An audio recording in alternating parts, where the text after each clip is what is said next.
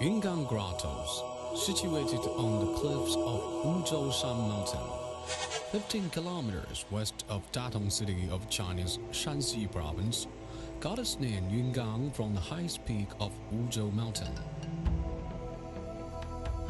In 460 CE, Yungang Grottos were chiseled under the decree of Emperor Wenchang, fifth monarch of North Wei region. The grottos were hewn for praying the nation to be a thriving and prosperous country. It's well known to the world for its grand and delicate carvings and colorful painted Buddhist statues. The religion of Buddhism was introduced into China through the Silk Road from India over 2,000 years ago.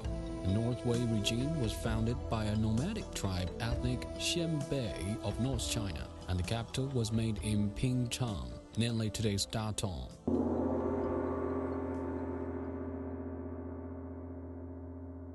The excavation of Yungang Grottos lasted for some 70 years with its length 1 kilometer.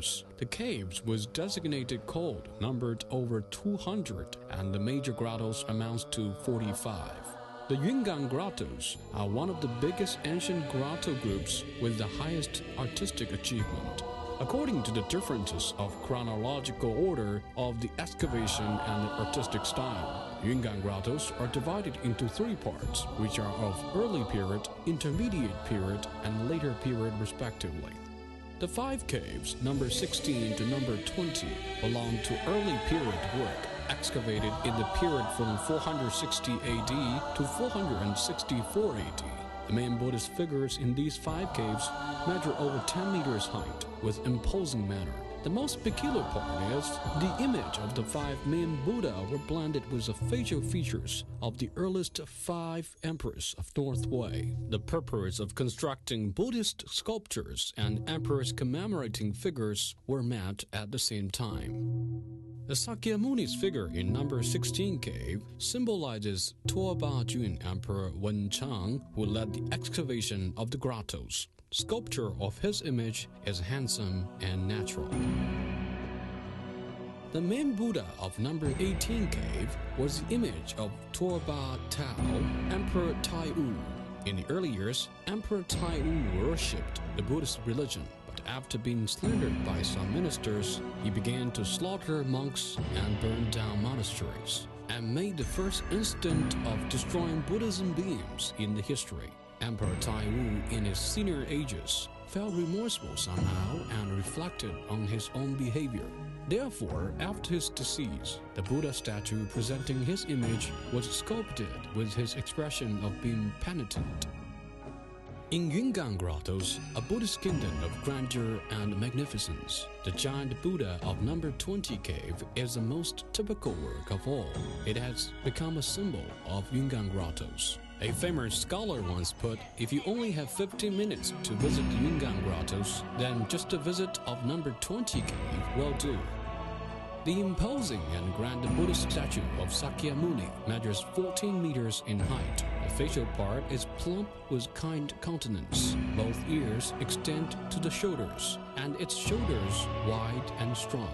The sculpture was built to commemorate the state founder of North Wei region, Emperor Tuoba Gui. The sculptor carved out a remarkably vivid spiritual world in a very concise manner. Tuoba Gui used to be an emperor conquering and killing his enemies, riding his horse. But what touches the visitors the most is not the stateliness of monarch ruling over the whole empire, but the peace and the holiness of its inner world under the elegant and handsome appearance.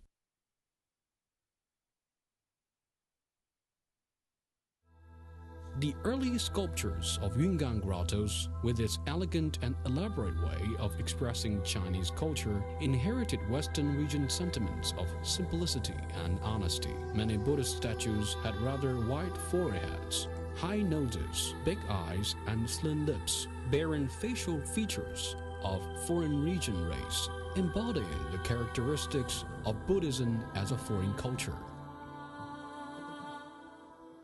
The grottos were the places for monks worshipped the Buddha and cultivated themselves according to the Buddhist doctrine.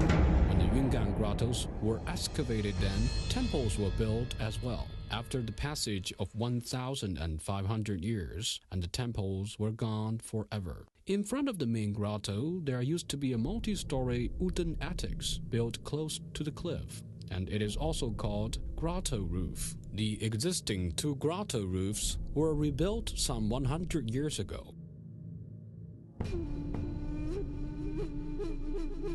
Number 1 to number 15 caves were chiseled from 465 AD to 494 AD.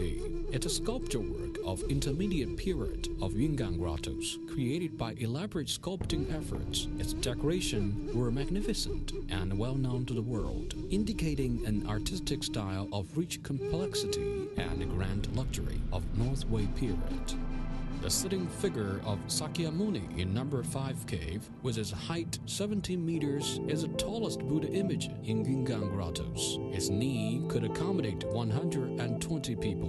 One characteristic of the Chinese Buddha sculpture is a formation of grouping grottos. This tall Buddha became a visual focus of the coming visitors. On the right side is a future life Buddha Maitreya. On its left is a past life Buddha Kasayapa. On the peak of the two grotto gate opposite to the giant Buddha stands 8 small Buddha of 1 meter tall respectively, which was arranged into 2 layers, setting off the loftiness and grandeur of the main Buddha, and formed an overall effect of orderly arrangement and mutual complements.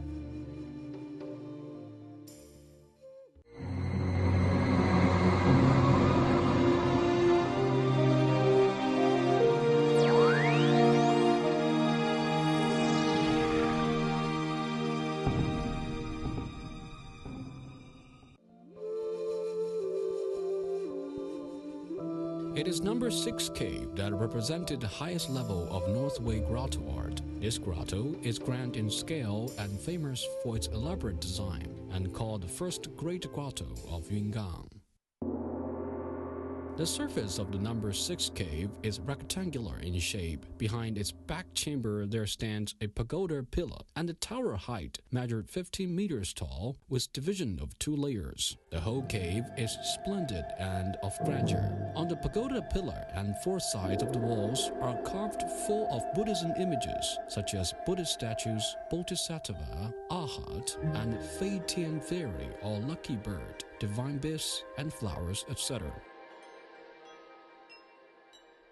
The place that bears the most artificial influence is the central pagoda pillar and the story of Sakyamuni sculpted on the 4 sides of the wall, illustrating in a vivid manner about a series of stories about Sakyamuni's birth, entering into Buddhism religion, exorcising the devil, asking for directions, and then becoming an enlightened Buddha. The apparels of the Buddhist sculptures in the number 6 cave varied greatly compared to the others. The clothes were the loose robe dress of South China's scholar bureaucrat Stratton, and more traces of Chinese localized Buddhism could be found on the apparels. Number 9 to number 13 cave is another group of typical intermediate period work because it was color painted over 100 years ago, and the color was magnificent and splendid. It was called Wu Hua Dong, or 5 Brilliance Cave. These are a group of double grotto mainly composed of relief sculpture. In a relatively dark stone cave, the artisans then used the window-like opening over the upper layer of the grottos, and with a change of location of sun over the sky, the relief sculpture, illuminated under the changing light from the side, has a really clear profile in the shadow of the light, as if it were true in life. Number 12 cave is also called Fo Lai Dong, or Buddha Sound Cave. It is majestic and magnificent, hardly seen among the grottos. On the top of the caves, images of female singers and dancers were sculpted, holding musical instruments as vertical bamboo flute, lute, horizontal flute, waist-binding drums, etc. Their posture and routines were attractive and lovely. The theme subject of the grotto was to celebrate the grand musical dance ceremony on Sakyamuni attaining enlightenment. Staying in number 12 cave, visitors' eyes were filled with flying clothes and skirts, and ears all of melodious music. Artisans invested their feelings of the secular life and passion of the Buddhist kingdom wholly into the creation of the work, and miraculously transformed these cold and harsh stones into lively flying souls, casting splendid light on these creations. The Maitreya Bodhisattva statue in number 13 cave, with a height of about 13 meters, under the right arm of the giant Buddha there's a tiny Li Shi, powerful being. Li Shi holds the huge palm of the giant Buddha, with a composed expression, though being tiny in stature, but mighty in force. The comparison of these two, one huge and one small, offered a visual impact of the prodigious size of the giant Buddha.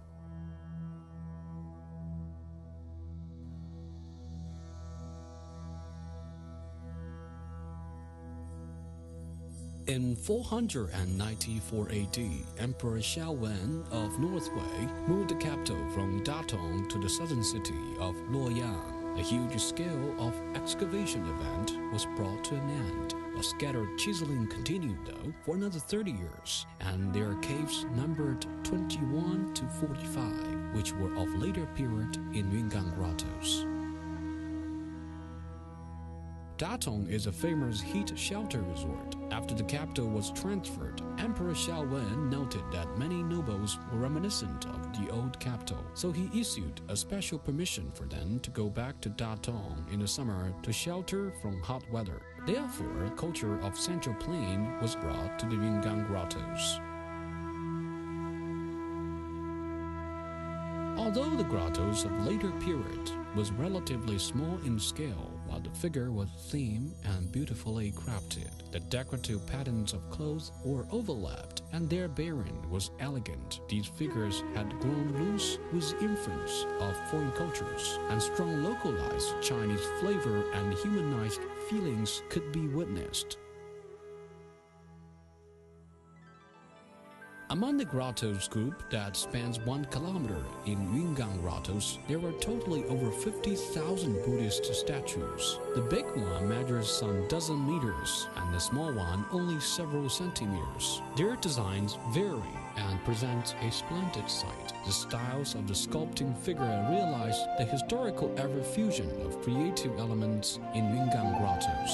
Yungang grottos lively recorded the historical trace of the localization and secularization process of Indian Buddhist art in China. The nationality of Xianbei of North Wei, who chiseled these grottos, were called by some historians as coming with no shadow and going without trace, an untraceable ethnic. It quietly rose to the history stage and ruled over north of China for over 200 years, and quietly it declined and fell. But it's fortunate that this long bygone nationality, with the rocks over the cliff, left eternal relic trace in the endless flow of history for itself.